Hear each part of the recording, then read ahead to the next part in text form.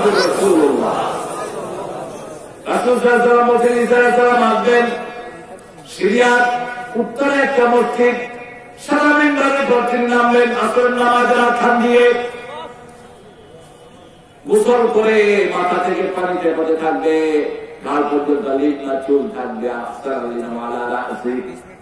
দুই ফেরেশতার ঘাড়ে ভর করে তিনি আস্তে করে ওই মিম্বরের পর নামবেন, নেমে সেখানে আসরের নামাজ পড়বেন। প্রথম কাজ করবেন, সমস্ত শুকর মেরে ফেলবে। সমস্ত কি শুকর ছিলেন তো? শুকরে আমরা এত সুন্দর করে কই না, কি কর শুকর, এই শুকরকে মেরে ফেলবেন সাইয়েদনা ঈসা আলাইহি। আর যত যারা এখন ঈসাই দাবি করেন, খ্রিস্টান দাবি করেন, সবাই পড়ে দিবে লা ইলাহা ইল্লাল্লাহু মুহাম্মাদুর রাসূলুল্লাহ সাল্লাল্লাহু। একটা ঘরও থাকবে না জমিনে যে ঘরে পৌঁছবে না লা ইলাহা ইল্লাল্লাহ। সেই দিনের আশায় আমরা সেজন্য ইবাদত করবো কার? ইবাদত করলে আর কি লাভ? লাভ আছে যেখানে আমরা আছি। ইবাদত করলে আর কি লাভ? কখনো করে ঘুমাবেন না, অসুস্থতা ছাড়া ঘুমানো যায় নাই। রাসূল সাল্লাল্লাহু আলাইহি ওয়াসাল্লাম কখনো ঘুমান নাই ফজরের পর, অসুস্থতা ছাড়া। কি ছাড়া? অসুস্থতা ছাড়া। সারা রাত হয়তো আপনি ঘুমান নাই, কষ্ট করেছেন, জার্নি করেছেন, তখন আপনি ফজর পরে ঘুমাতে পারেন। কিন্তু এখন আমরা রুটিন করে নিয়েছি, ফজর নামাজটা কিন্তু পড়ে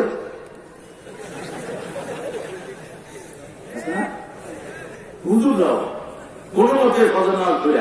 আমি যশোরে গিয়েছি, এক হুজুর ঘরের ভিতর থেকে আজান দিচ্ছি। আমি মসজিদে গিয়েছি, দেখি যে মসজিদে তালা, কিন্তু আজান আছে।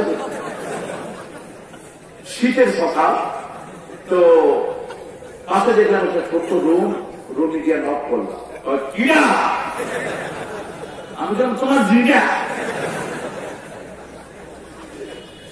কে করছে? আমি মুসলমান করছি, তুমি কিনা? আমি মসজিদ করছি। তুমি আজান দিচ্ছ কোথা থেকে? এটার ভিতর থেকে ডিজিটাল। একটু দোয়া করো, তাড়াতাড়ি দোয়া করো। আমি তো চেহারাটা একটু তেলাওয়াত করবে। কয় হুজুর নাউজুবিল্লাহ, আপনি এখানে? নাউজুবিল্লাহ মানে কি? আলহামদুলিল্লাহ। কয় হুজুর ছোট ছোট বাচ্চারা, আজকের বাচ্চা সব বড়, কারো ছোট করিস না। যারা মসজিদে আসে না এরাই হলো ছোট বাচ্চা, যারা নামাজ জামাতে যায় না এরাই ছোট বাচ্চা, এরা নিকৃষ্ট মানুষ, এরা কোন আলো পড়ে না, এরা সবচেয়ে নিকৃষ্ট। উলাইকা হুম শাররুল বারিয়া, যারা ঈমান আনে না, আমল সালেহ করে না, এরা সবচেয়ে নিকৃষ্ট। কার কথা? এলাম কি হলো, তুমি আজান বাইরে দিলে না কেন? কেউ আসে না, আমিও যাই না, ভিতর থেকে আজান দিয়ে দিই যাতে বেতনটা ঠিক থাকে। বেতন অবশ্যই এত কম। আর ফেরজখানার হুজুরদের বেতন কত জানেন? 8,000, 6,000, 10,000। আমি হারিসকে বলবো এখানে একটু বাড়ায় দিও। হ্যাঁ, এত কম বেতনে তো ইনশাআল্লাহ এই যে পাওয়ার যে রিক্সাগুলো চালায়, এগুলোতে এক একটা 15-20,000 কামায়। আরে কত কম বেতনে এরা কত সুন্দর থাকে দেখেন। মেট্রোখানার লোকদেরকে দেখতে মনে হয় সবচেয়ে সুখী মানুষ, ইমামদেরকে দেখতে মনে হয় সবচেয়ে সুখী। সাদা ড্রেস, সাদা টুপি, মুখে হাসি, আর কোটি টাকার ব্যবসা করে, দেখতে মনে হয় জুতার পিটায় গায়ে, চেহারাতে কোনো হাসি নাই। সালাম দিল, তোর হাসি হবে না, তুই মানুষের হক খা, হক একটু সাথে পয়সা পেটে ঢুকা, তোর সুখ তো আল্লাহ নষ্ট করে দিয়েছে। ইবাদত মানে হলো সব ক্ষেত্রে হুকুম মানতে হবে কার? মসজিদে সেজদা যেমন দিবেন, জমিনে তেমনি মানুষের হক রক্ষা করবেন। ওজনে কম দিতে পারবেন না, নারী অধিকার কর্ম করতে পারবেন না, আবার নিজের মেয়েকে বোরকা ছাড়া বের করতে পারবেন। তাহলে বাপ আপনাকে আসামি বানাবে। মেয়েকে কোরআন শিক্ষা দেন, ঐশীর কোন দোষ নাই, দোষ তার বাপ মায়ের। ওই মেয়েকে যদি ছোটবেলায় কোরআনের মাদ্রাসায় দেওয়া হতো, ওই মেয়ে দোয়া করতো রাব্বি রহমহুমা কামা রাব্বায়ানি সগীরা। আলহামদুলিল্লাহ বলেন। এই যে হাদিসের দুইটা ছেলে আরজু আর আরমান, দুইটাই পাগলি মাথায় দিয়ে আচ্ছা আমার সাথে দেখা গেছে। আল্লাহ কবুল করো, এরকম সবগুলো ছেলেকে আল্লাহ কবুল করো। হ্যাঁ, সুমনের ছেলেও দেখা করছে ইফরাজ। হ্যাঁ, দেখছেন অবস্থা, এই তো হলো নিয়ামত, এটা বরকত। আলহামদুলিল্লাহ। কারণ আগামী দিনের পৃথিবী কোরআনের পৃথিবী, আগামী দিনের পৃথিবী ইসলামের পৃথিবী, আগামী দিনের পৃথিবী ইমাম মেহেদীর পৃথিবী। মসজিদে মসজিদে দুনিয়া ভরে যাবে, ঠিক যাবে ঠিক। এখনই তো বলে যাচ্ছে বাংলাদেশে মসজিদ বাড়ছে না কমছে। 48টা মসজিদ কোনটা জায়গা হয় না। আবার সরকারও সিদ্ধান্ত নিয়েছে প্রতি থানায় থানায় মডেল মসজিদ, 7 কোটি 6 কোটি 7 কোটি 14 কোটি, হ্যাঁ 11 কোটি। হ্যাঁ, বলবো যে ইমাম সাহেবের বেতনও যেন এরকম বাড়ে, তাহলে মসজিদগুলো সুন্দর থাকবে, ঠিক কিনা? ইমাম সাহেব যত সুন্দর থাকবেন মসজিদটা তত সুন্দর থাকবে। আর ইমাম সাহেব যত কম বেতন পাবেন মসজিদ ফালায় অন্যদিকে দৌড়বে, তবে যে মসজিদে তো আমার খাওয়ার টাকাও হয় না, আমি কি করবো? ইবাদত করতে হবে কার? চূড়ান্ত কথা আল্লাহ বলছেন, শুনে ইবাদত আরেকজন আছে, তোমরা আরেকজনের ইবাদত করো। আল্লাহ তা'বুদুশ শাইতান ইন্নাহু লাকুম আদুউম মুবিন। আলাম আহাদ ইলাইকুম ইয়া বানি আদম আল্লা তা'বুদুশ শাইতান ইন্নাহু লাকুম আদুউম Mubin. I have taken you out your own course, the devil he is your enemy. আমি তোমাদের থেকে শপথ গ্রহণ করেছি তোমরা আল্লাহ ছাড়া কারো ইবাদত করবে না। যে আযান হলে মসজিদে যায় না সে শয়তানের ইবাদত করলো, যে হালাল খায় না সে শয়তানের ইবাদত করলো, ওজনে ফাঁকায় সে শয়তানের ইবাদত করলো, শ্রমিকের পয়সাতে ফাঁকি দেয় সে শয়তানের ইবাদত করলো। ঠিক না ভাই? ঠিক।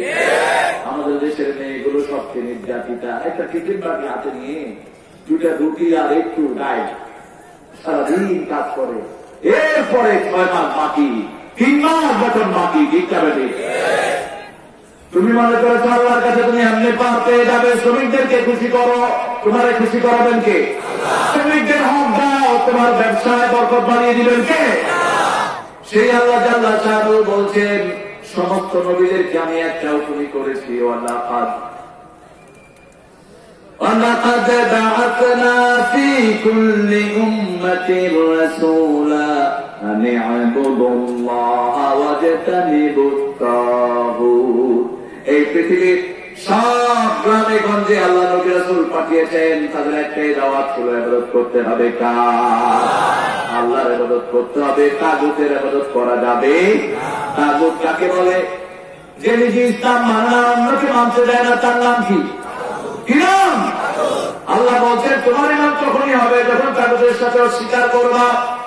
লা ইকরাহা ফিদ্দীন قد تبين الرشد من الغي فمن يكفر بالطاغوت ويؤمن بالله فقد استمسك بالعروة الوثقى لا انفصام لها والله سميع عليم।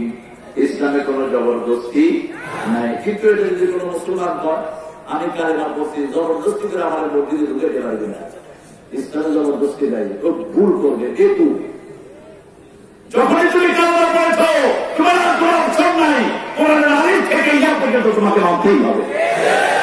এটা বলবে একজন অমুসলিম। একজন হিন্দুকে গিয়ে আপনি বলতে পারবেন না ভাই তোমার কিন্তু মসজিদে ঢুকিতেই হইবে। একজন খ্রিস্টানকে আপনি এটা বলতে পারবেন? কিন্তু যে কালেমা পড়েছে তার প্রথম দায়িত্ব হলো মসজিদে যাওয়া, ঠিক না ঠিক?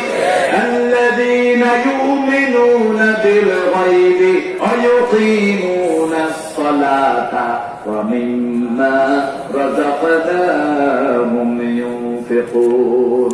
আল্লাহ বলছেন আগে যে ঈমান আনবে, ঈমান আনার পরে দায়িত্ব নামাজ কায়েম করবে, তারপরে মানুষকে দান করবে। কার হুকুম? আল্লাহর হুকুম। নামাজ কবুল হবে না যতক্ষণ মানুষকে দান না করেন। মানুষকে দান করলে নামাজ কবুল করবেন কে?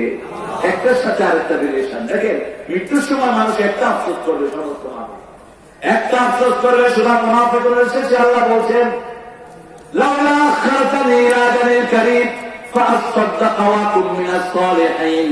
হে আল্লাহ, আমাকে যদি অল্প একটু সময় দিতেন, আমি দান করে ভালো মানুষ হয়ে আসতাম। ভালো মানুষ হওয়ার জন্য দান করতে হয়। কার হুকুম? কার হুকুম? আল্লাহর হুকুম। সে আল্লাহ জাল্লাহু শানুহু বলছেন ইবাদত করো, ইবাদত করলেই জান্নাত দিবেন কে? ফাদখুলি ফি ইবাদি ওয়াদখুলি জান্নাতি। বলেন ফাদখুলি ফি ইবাদি ওয়াদখুলি জান্নাতি। আমার ইবাদতে দাখিল হয়। রাসূলের কাছে একজন লোক একটা ভাঙা মূর্তি নিয়ে আসে। ঘটনাটা অত্যন্ত মশহুর ঘটনা বুখারী। ভাঙা মূর্তি নিয়ে আসার পর রাসূল সাল্লাল্লাহু আলাইহি ওয়াসাল্লাম বললেন, তোমার মূর্তিটা ভাঙা কেন? ইয়া রাসূলুল্লাহ, এটা ছিল আমার দেবতা, আমি এটা নিয়ে ঘুমাতাম, এটাকে নিয়ে বাহিরে যেতাম, এটা নিয়ে সফর করতাম। তো একদিন সফরে বেরিয়েছি, আমার পেশাব ধরেছে, আমি চিন্তা করলাম দেবতাকে নিয়ে এই কাজ করা উচিত। আমি এটাকে রেখে আমার কাজ সারতে গেলাম। এসে দেখি দেবতার গায়ে পানি, মনে করলাম বরকতের পানি হবে। আমি এটা কাটা শুরু করলাম। তো চেয়ে দেখি যে কিরকম টক টক গন্ধ আসে। চিন্তা করলাম যে বরকতের পানি হলে গন্ধ হবে কেন? চারিদিকে চোখ বুলিয়ে দেখি দূরে দূরতে একটা ধারা আছে। কুত্তার নিচে কি পানি? কুত্তা মুখছে দেবতার মুখে, মেজাজটা গেল খারাপ হইয়া। বললাম, তুই খোদা না হুদা? তুই নিজেই বাঁচতে পারো, তাহলে বাঁচাবি কি? ঠ্যাং ধরে আসার মারা শুরু করলাম। আসার মারতে মারতে কল্লা ভেঙে গেল। সেই ভাঙা কল্লা নেই। ইয়া রাসূলুল্লাহ, আপনার কথা মনে পড়লো, আপনি আমাকে আসল আল্লাহর সন্ধান দেন, আমি মুসলমান হয়ে যাই। মানুষকে ভালোবাসবেন, আপনাকে ভালোবাসবেন কে? রাসূল কাউকে দেখলে হাত পেতে দিতেন, বুকে জড়িয়ে ধরতেন। আব্দুল্লাহ বিন উযবা মক্কা থেকে হেঁটে হেঁটে মদিনায় গেলেন।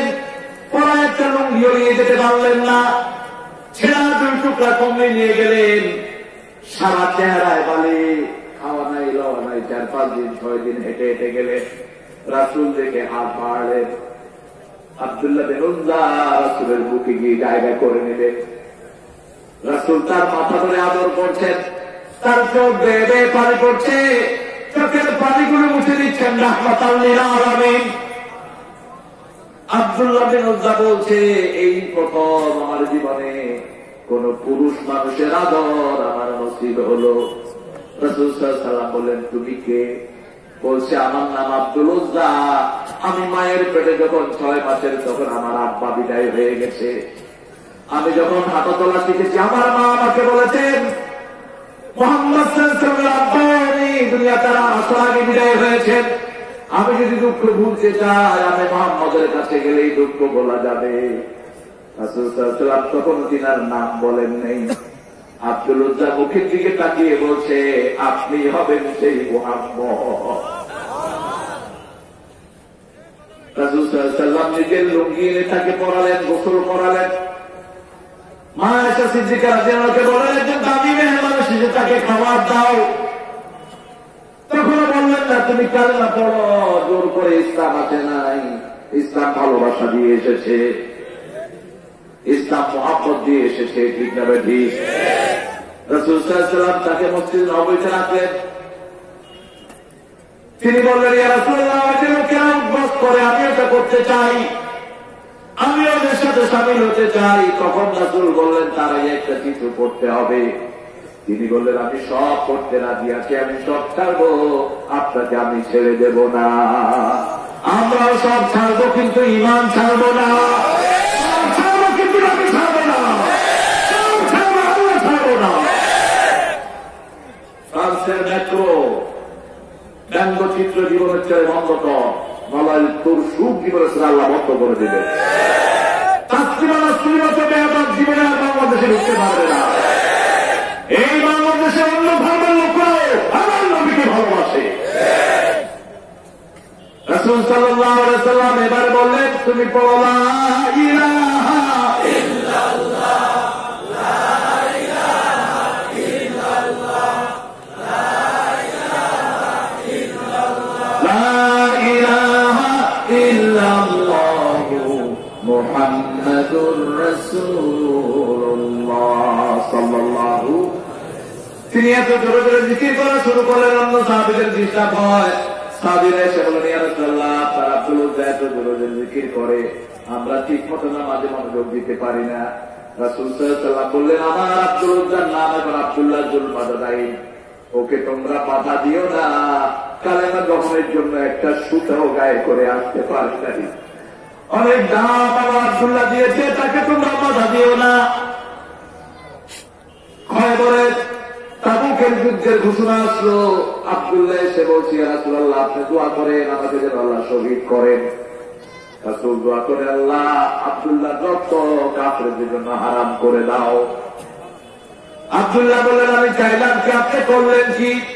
রাসূল সাল্লাল্লাহু আলাইহি ওয়াসাল্লাম বললেন, এখন যদি তুমি পরেশিও মারা যাও, শাহাদাতের মর্যাদা আল্লাহ তোমাকে দান করে দিবে।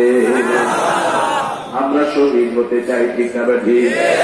মরতেই হবে যখন, শহীদি মরণ দিও আমাকে, আমাকে শহীদ করে সেই মিছিলে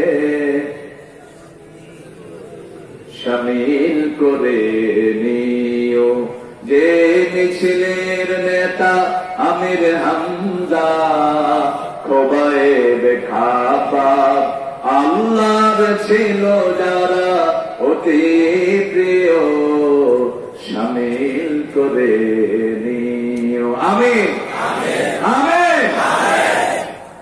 আব্দুল্লাহ জুলমাদানের জ্বর হল, রাসূল সাল্লাল্লাহু আলাইহি ওয়াসাল্লাম সকালে দেখে আসেন, সন্ধ্যায় তিনি দুনিয়া থেকে বিদায় হয়ে গেছেন।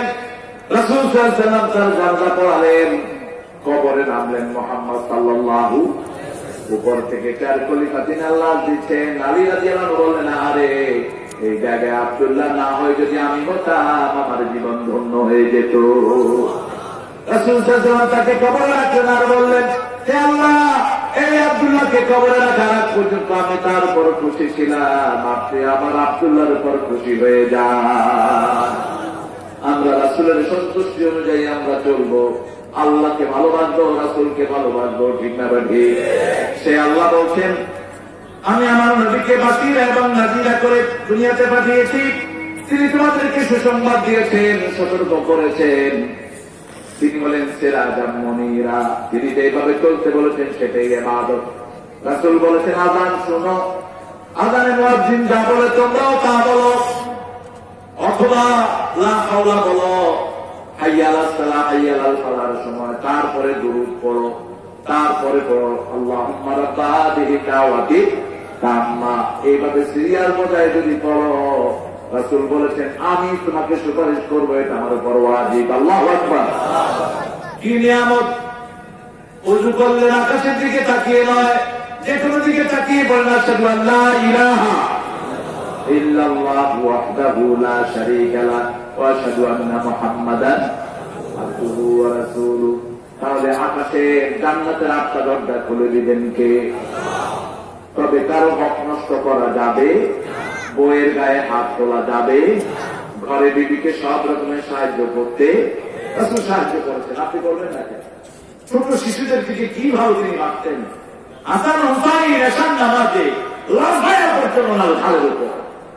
আজকে পড়ছিলাম হাদিস, 2 নাতি পালাক্রমে লাফিয়ে পড়ছেন ঘাড়ের উপর। অনেকগুলো বর্ণনা। রাসূল যখন সেজদা থেকে উঠছেন, আস্তে করে তাদেরকে নামিয়ে দিচ্ছেন। আবার যখন সেজদায় যাচ্ছেন তারা আবার ঘাড়ে উঠে। রাসূল সাল্লাল্লাহু আলাইহি ওয়াসাল্লাম কখনো কখনো কোলে করে নামাজে দাঁড়াতেন, রুকুতে যাওয়ার আগে বাচ্চাকে নিচে রাখতেন। কি আদর বাচ্চাদেরকে করতেন, শুধু নিজের বাচ্চা নয় অন্যদেরকেও করতেন। হাসান হুসাইনকে বলতেন জান্নাতের দুই ফুল, ঘ্রাণ নিতেন হাসান হুসাইনের মুহাম্মদ সাল্লাল্লাহু আলাইহি ওয়াসাল্লাম আদর করে করে শিখিয়েছেন আলহামদুলিল্লাহি রাব্বিল আলামিন। আপনার বাচ্চাকে আপনি আদর করে করে কোরআন শিক্ষা দেন। আপনার বাচ্চা কোরআন শিক্ষা করলে কোনদিন গাঁজা খাবে না, ইয়াবা সেবন করবে না, ঠিক হবে ঠিক। এই ছোট ছোট মাদ্রাসাগুলোকে একটি জান্নাতের বাগান, কিসের বাগান? ছোট ছোট বাচ্চাগুলো পড়ে আলহামদুলিল্লাহি রাব্বিল আলামিন। টাকা বলে দিয়েছে এক মাদ্রাসা, ছোট বাচ্চা একটা এসে লাভ দিয়ে আমার কোলে। তুমি আমার কোলে আসতো কেন? তোর মরে চেনে, মোর বাড়ি হইলে দিয়ে করছে হ্যাঁ, তোর বাড়ি বলছে আপনি মোর কোলে হাইলে কি দেখবেন?